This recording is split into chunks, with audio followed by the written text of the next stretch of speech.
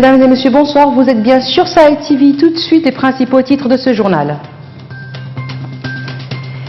Les députés de l'opposition continuent à manifester leur désapprobation face aux décisions des autorités. Ils sont aujourd'hui en sit-in dans l'hémicycle.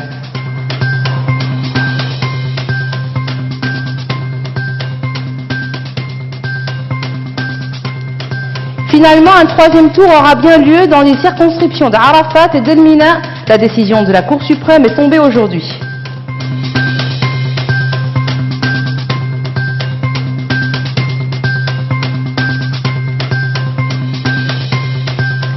La force Barkhane mène des raids aériens sur le nord du Burkina Faso. Il s'agit d'une riposte contre l'attaque djihadiste d'un poste de gendarmerie dans le Soum.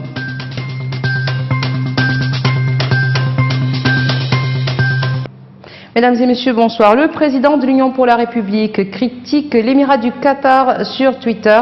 Maître Sidi Mohamed El Maham s'étonnait dans son posting de la comparaison faite par certains entre la Mauritanie et le Qatar à propos des libertés politiques dans ces deux pays. Dans cette publication virulente, il a notamment affirmé qu'au Qatar, il n'existait pas de parti politique ni d'opposants qui soient hors de prison, à commencer par les frères du prince en personne. Les députés fraîchement élus de l'opposition ont annoncé aujourd'hui leur entrée dans un sit-in à l'intérieur du bâtiment de l'Assemblée nationale. La raison, protester contre ce qu'ils ont qualifié de violation flagrante de la Constitution commise par le régime en n'ouvrant pas la session parlementaire qui était prévue le 1er octobre dernier, comme prévu par les textes. Leur sit-in a débuté aujourd'hui à la mi-journée et devra durer jusqu'à 22 h demain, vendredi. Selon la coalition de l'opposition, ce sit-in est une mesure d'alerte. Il sera suivi par un certain nombre de mesures visant à faire respecter la Constitution et la loi et à rejeter ce qu'ils considèrent comme étant un acte de mépris du régime pour le système législatif du pays. Les inondations à Nouakchott rendent plusieurs quartiers inhabitables, parmi eux le secteur 18 de Dar Naïm qui est très éprouvé par les eaux. Ce quartier ressemble par endroits à une ville fantôme avec des habitants pris au piège et condamnés à vivre dans l'insalubrité. Certains ont même tout abandonné. Cette situation date de 2014. Elle s'aggrave tous les jours au grand désarroi de ses habitants. L'État n'a jusqu'ici apporté que des interventions ponctuelles. Partis pour un tournage dans la zone, nos reporters Séré Sidibé et Sidati Diallo ont été arrêtés par les gardes du siège de la Moukata'a. Ils ont été retenus dans les locaux de cette Moukata'a pendant 3 heures sur ordre du Hakam. Leur matériel a été confisqué puis enfermé dans une salle à part. La raison à tout cela, avoir filmé le bâtiment de l'extérieur sans avoir sollicité une autorisation. Séré Sidibé.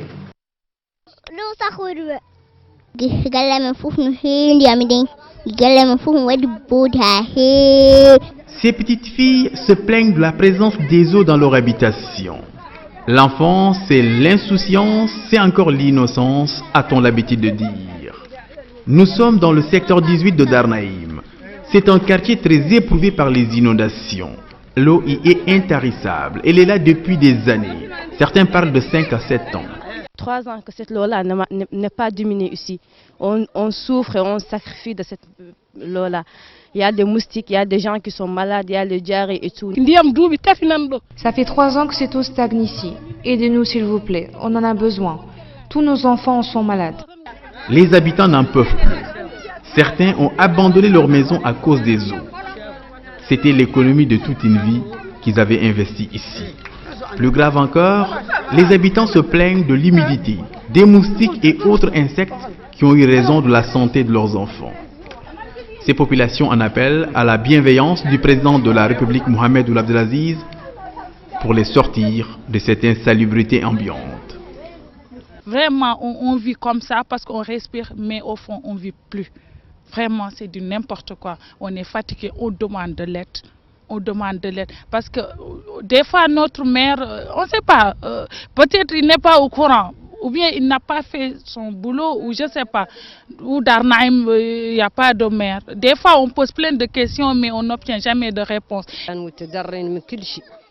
Nous sommes extrêmement affectés par ces eaux stagnantes, qui nous privent de toute aide, car les voitures n'ont pas accès à nos demeures, malgré la détresse que nous ressentons. Les habitants du secteur 18 de Dar Naïm ont l'impression d'être abandonnés à leur sort. Soucieux de vous offrir une information juste, complète et sans parti pris, nous avons souhaité entendre le Hakem de Darnaïm sur les souffrances de ces populations. Cela nous a valu une privation de liberté avec saisie du matériel de tournage pendant 3 heures. Et au finish, pas d'interview du Hakem de Darnaïm et beaucoup de temps perdu. Mais ce n'est pas grave, c'est au nom du droit d'accès à l'information et le droit d'informer, un pilier essentiel de l'état de droit. Un peu frustré quand même par notre traitement à la préfecture, nous ne jetons pas pour autant l'éponge. Nous tentons de faire parler le maire de Darnaïm. C'est moins compliqué qu'on le pense, nous sommes aussitôt bien acquis. Ce problème d'inondation a été constaté depuis 2014. La commune et l'Office national de l'assainissement ont tenté à plusieurs reprises d'apporter de l'aide à ces populations, en tirant l'eau à partir des citernes et en versant du sable pour absorber l'eau. Mais en vain, ces populations ont effectivement besoin d'aide. Les populations du secteur 18 de Darnaïm en appellent au président de la République Mohamed Ould Abdelaziz pour les sortir définitivement de leur calvaire. En effet, pour elles, toutes les solutions proposées jusqu'ici se limitent à une gestion de conséquences et de catastrophes et non des causes véritables des inondations. Les habitants d'Arafat et d'Elmina vont reprendre le chemin des urnes. La chambre administrative relevant de la Cour suprême a ordonné aujourd'hui la reprise de nouveau du second tour des élections municipales au niveau de ces communes. Ces scrutins opposeront le parti au pouvoir UPR à Tawassoul et à une liste coalisée des partis de l'opposition. La Cour suprême a ordonné en septembre dernier un nouveau dépouillement des voix dans ces 2 communes à la suite d'un recours déposé par les avocats de l'UPR et de 3 bureaux à Elmina suite à un recours du parti Tawassoul. Par contre, à Sepra, il n'y aura pas de 3e tour. La Cour suprême a rejeté le recours du candidat malheureux de l'UPR qui a été éliminé au 1er tour. Les employés du centre de formation des Ulama étaient en sit-in aujourd'hui devant les grilles du palais présidentiel. Ils demandaient la réouverture du centre et ils voulaient aussi sensibiliser l'opinion publique sur le sort incertain des 500 étudiants de ce centre. Ils ont également souligné l'absence d'arguments justifiant sa fermeture selon eux. Le Conseil des ministres s'est réuni aujourd'hui. Il a examiné et adopté 2 projets de décret. Le ministre de l'Environnement et du Développement durable et la ministre de l'Agriculture ont présenté une communication conjointe relative à la campagne nationale de protection des pâturages contre les feux de brousse 2018-2019. Voici la déclaration. Donc, comme vous le savez, chaque année, nous avons l'habitude de mener cette campagne au niveau de nos villages agro-silvopastorales qui sont au nombre de 7. Donc pour ce qui est du contexte, comme vous le savez, depuis quelques années, le parcours en termes d'espace silvopastoral occupé et a subi une dégradation continue à cause des phénomènes anthropiques, c'est-à-dire des activités humaines, et à cause aussi des phénomènes qui sont tous les phénomènes naturels. Et parmi ces phénomènes, il y a la désertification qui a apparu depuis 1973 et qui continue de menacer nos écosystèmes. Il y a la pression démographique, c'est-à-dire les activités humaines, la pression des animaux, c'est-à-dire les cheptels, et surtout les catastrophes naturelles telles que les feux de brousse, les sécheresses récurrentes qui frappent très souvent nos écosystèmes.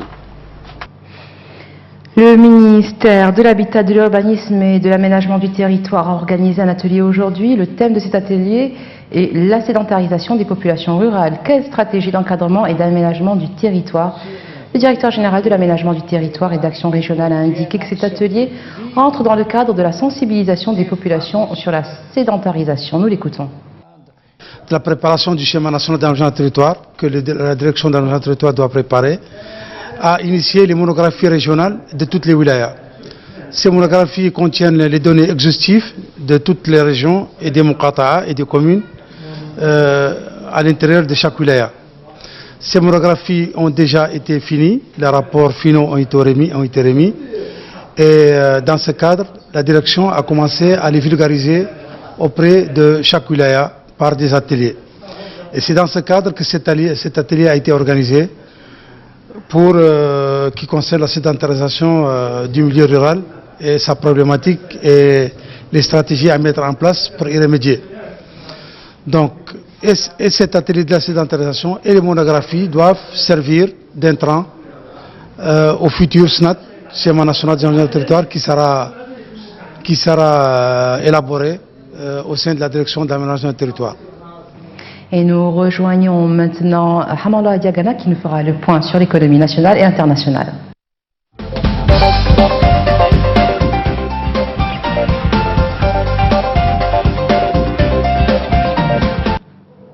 Merci Salwa Sherif. Bienvenue dans le journal de l'économie. Une mission du Fonds monétaire international FMI conduite par M. Eric Moutou, chef de mission pour la Mauritanie, au département Moyen-Orient et Asie centrale et en visite à Nouakchott. Cette visite porte sur les relations de coopération existantes entre la Mauritanie et le FMI et les moyens susceptibles de la renforcer davantage.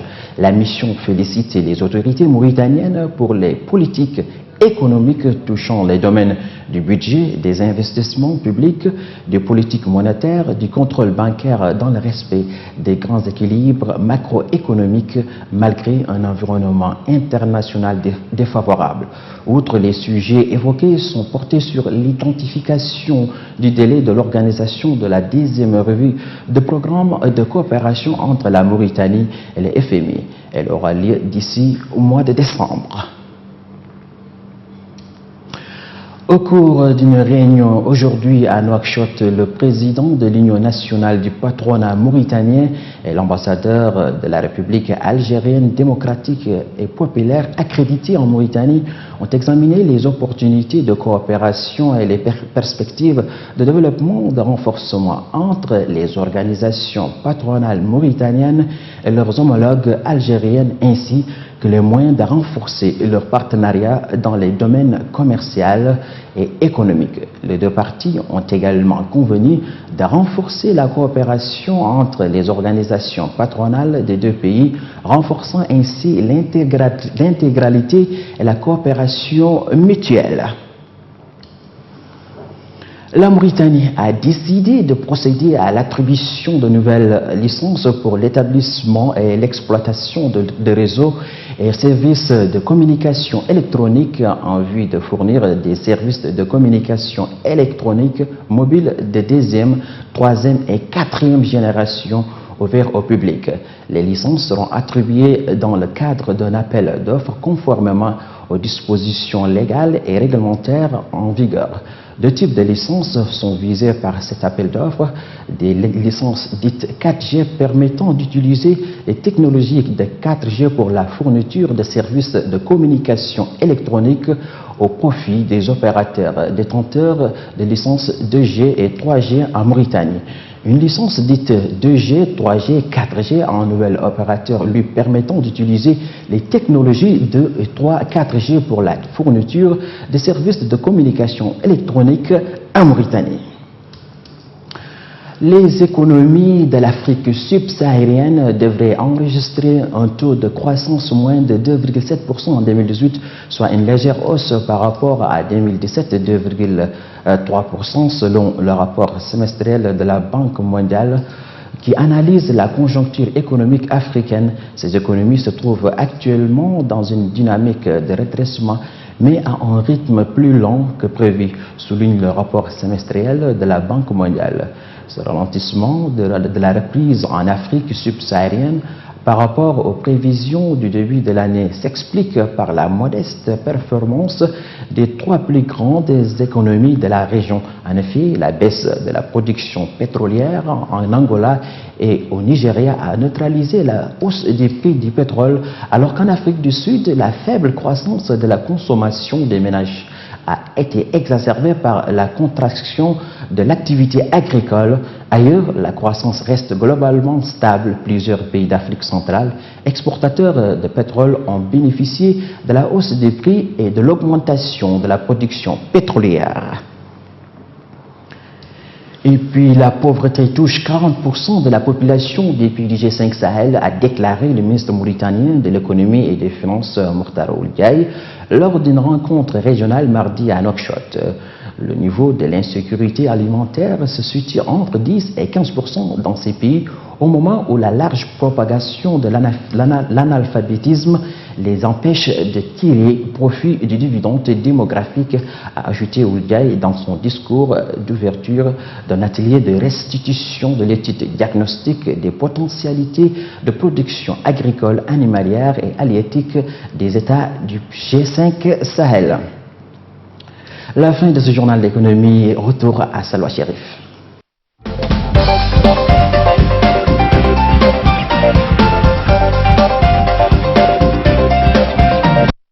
Merci Hamada Diagana. Cette semaine, le G5 Sahel organise à Nouakchott une rencontre des chefs traditionnels et leaders religieux des États membres. Le sujet de la rencontre, une meilleure interprétation de l'islam qui, selon les participants, bannit toute forme d'intolérance et d'extrémisme violent. Cette réunion, qui se tient avec l'aide de l'Union européenne, intervient dans un contexte marqué par la montée de l'intégrisme islamiste, source de crise et d'instabilité dans le Sahel. Venus de plusieurs pays du Sahel, les chefs traditionnels et leaders religieux travaillent déjà à la sensibilisation des jeunes endoctrinés par des thèses porteuses de germes de violence, à l'exemple de Boko Haram qui sévit dans tous les pays du lac Tchad. Le Burkina Faso, frontalier du Mali et du Niger, est le théâtre d'attaques djihadistes régulières depuis 2015. Venant quelquefois de ces pays, dans la nuit d'hier à aujourd'hui, la force Barkhane a mené un raid aérien dans le nord du pays. L'opération faisait suite à une attaque contre une gendarmerie dans le Soum d'Esso City. Au moins 6 soldats burkinabés ont été tués dans l'explosion d'un engin artisanal dans l'est du Burkina Faso. Ce jeudi, au lendemain d'une attaque contre un détachement de la gendarmerie qui a fait un mort dans le nord, a appris AFP de sources sécuritaires.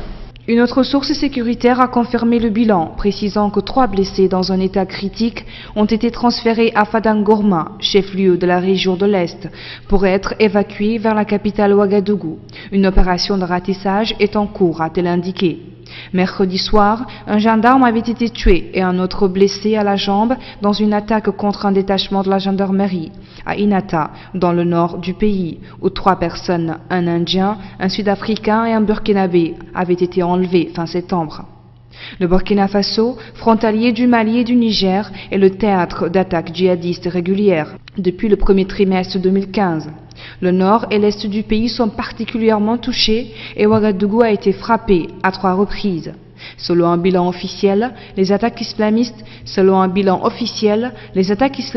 ont fait 118 morts entre avril 2015 et 15 septembre 2018.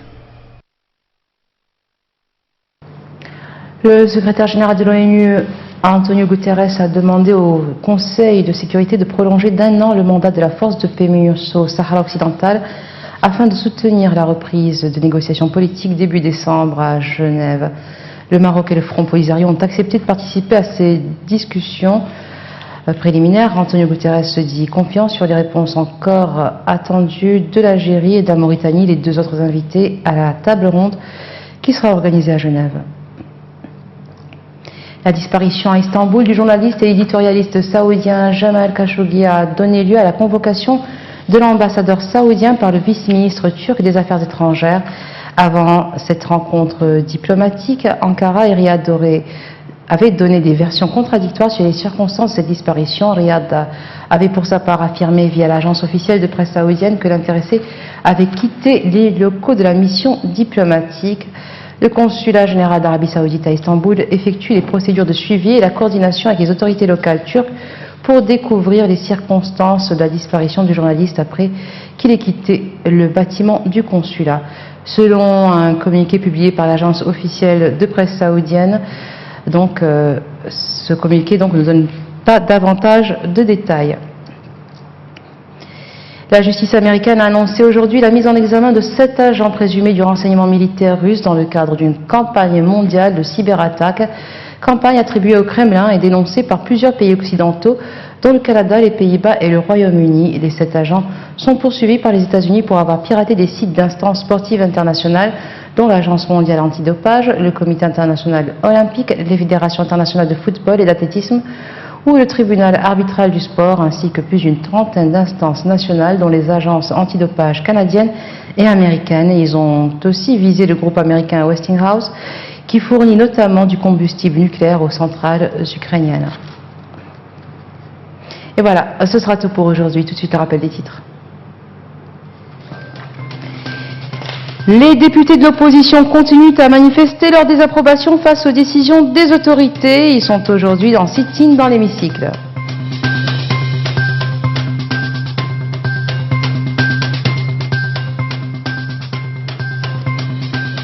Finalement, un troisième tour aura bien lieu dans les circonscriptions d'Arafat et d'Elmina. La décision de la Cour suprême est tombée aujourd'hui.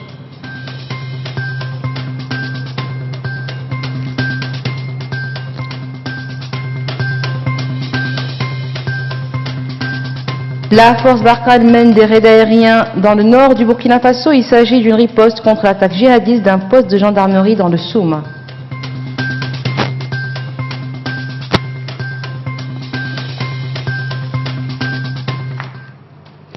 Merci d'être resté avec nous. Excellente fin de soirée sur Sahel TV.